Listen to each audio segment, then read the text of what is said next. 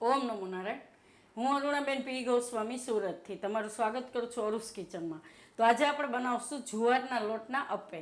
તો એના સારું આપણે આ 1 કપ જુવારનો લોટ લીધો છે અને 1 કપ આપણે સૂજી લીધી જાડી અને અડધો કપ આપણે દહીં લીધું.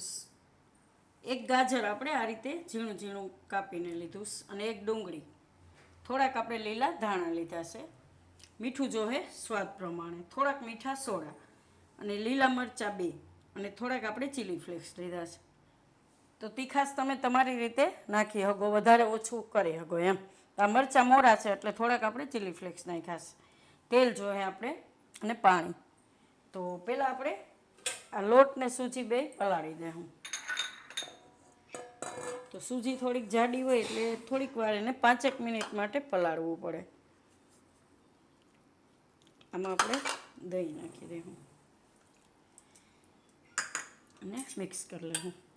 જરૂર પડે એ પ્રમાણે પછી પાણી નાખવાનું. અને દહીં આપણે ઘરનું જ બનાવેલું લીધું, બહુ ખાટું નહીં, મીડિયમ. હવે આમાં જેટલું પાણી જરૂર પડે એવું થોડું થોડું નાખીને આપણે ખીરું બનાવશું. બહુ પાતળું નહીં કરીએ કેમ કે આપણે એમાં પછી ડુંગળીને બધું નાખીશું એટલે ખાલી આ પલળે એટલું જ આપણે આમાં પાણી નાખવાનું છે.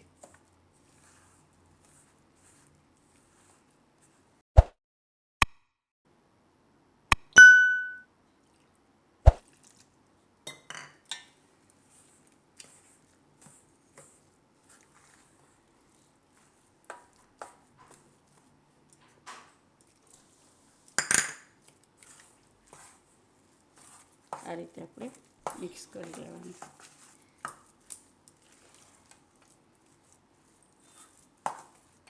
તો આપણે અડધા કપની વાટકી છે તો આપણે 2 વાટકી પાણી નાખ્યું છે, હજી થોડુંક નાખીશું.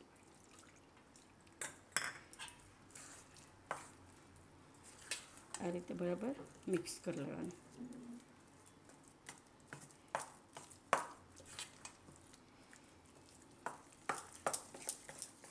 અને થોડીક વાર આપણે પલાળશું 5 મિનિટ માટે એટલે સૂજી આપણે એકદમ સરસ પલળી જાય એમ. તો સાંજે તમે આને ડિનરમાં બનાવી શકો કે સાંજે ઘણીવાર એવું હોય કે આપણે હલકું ફૂલકું ખાવું હોય તો તમે આ રીતે બનાવી શકો એમ. અને થોડીક વાર રહેવા દે હું ઢાંકીને 5 મિનિટ માટે. હવે આપણે જોઈ લઈએ. હું 5 મિનિટ આને પલાળીએ એટલે અસર પલળી જાય. હવે આપણે આમાં બધો મસાલા નાખીશું. તો મીઠું નાખીશું સ્વાદ પ્રમાણે. ત્યારે ચોમાસાને લીધે મીઠામાં ભેજ આવી જાય તરત. મરચાં, થોડાક ધાણા અને ડુંગળી. તો તમે તમારા હિસાબે કોઈ પણ શાકભાજી આમાં નાખી શકો એમ. જે ઘરમાં શાક પડ્યું હોય એ તમે આમાં નાખી શકો. ચીલી ફ્લેક્સ, સોડા, થોડુંક આપણે એમાં તેલ નાખીશું, 1 ચમચી જેટલો. આ બધું મિક્સ કરી લેવાનું. જરૂર પડે તો પછી પાણી નાખવાનું. તો અપ્પેનું ખીરું બહુ પાતળું નથી હોતું એટલે એ પ્રમાણે પાણી આપણે જોઈને જ નાખવાનું એમ. તો આને આપણે આ રીતનું જ બનાવવાનું.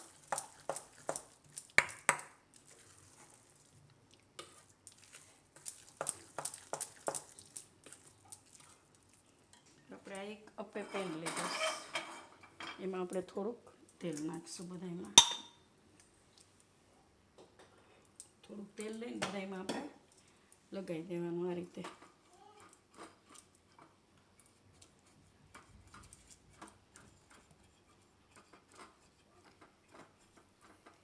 એકાદી ચમચી તેલમાં બધામાં થઈ જાય સરસ.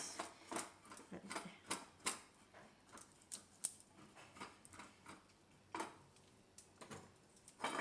એમાં આપણે ગેસ ચાલુ કરી દઈએ.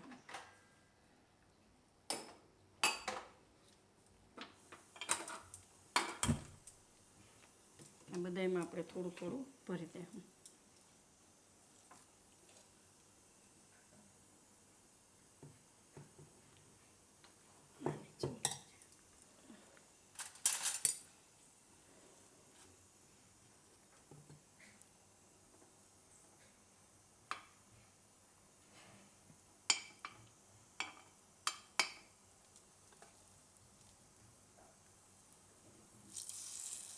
આ રીતે બધામાં ભરી દે હું ચમચી લઈ.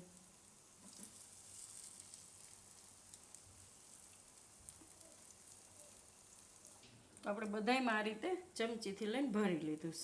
તો ગેસ મીડિયમ રાખવાનો, બહુ ફૂલ નહીં રાખવાનો, નહીં તો આ બળી જાય ને સાઈડ ના ઓલા રહે, એટલે થોડુંક ફેરવતું રહેવું પડે ને એમ. તો આને હવે ઢાંકીને આપણે થોડીક વાર પાકવા દેવું, 5-1 મિનિટ, પછી ફેરવી લેવું.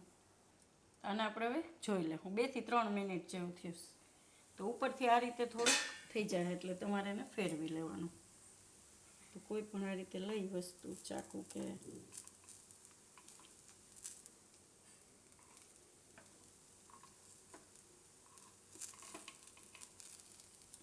ને આ રીતે બીજી બાજુ પકાવી લેવાનું.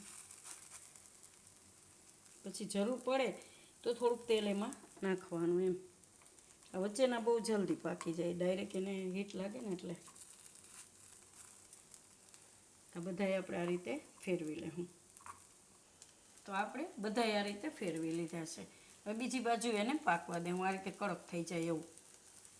થોડુંક જરૂર પડે તો તેલ નાખી દેવાનું, આ રીતે બધાયમાં આ રીતે થઈ જાય. તો આને આપણે પકાવી લેવું બીજી બાજુ. તો હવે આપણે જોઈ લેવું, આ રીતે એકદમ સરસ પાકી જાય 2 બાજુ. અને આપણે કાઢી લેવું, ડાયરેક્ટ ડીશમાં સર્વ કરી લેવું.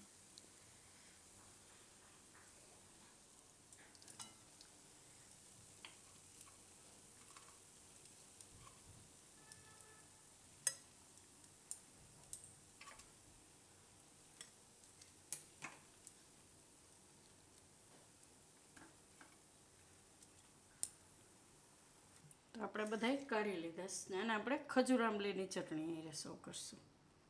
તમે કોઈ પણ લીલી ચટણી હોય કે કેચઅપ કે ગમે ની હારે ખાઈ શકો એમ. તો તૈયાર છે આપણા જુવારના લોટના અપે. તો જો તમને મારી આ રેસીપી પસંદ આવી હોય તેને લાઈક કરજો, શેર કરજો અને મારી ચેનલને સબસ્ક્રાઈબ કરજો. અને બેલ આઇકન દબાવવાનું ના ભૂલતા. કમેન્ટ કરીને કહેજો કે તમને કેવા લાગ્યા જુવારના લોટના અપે.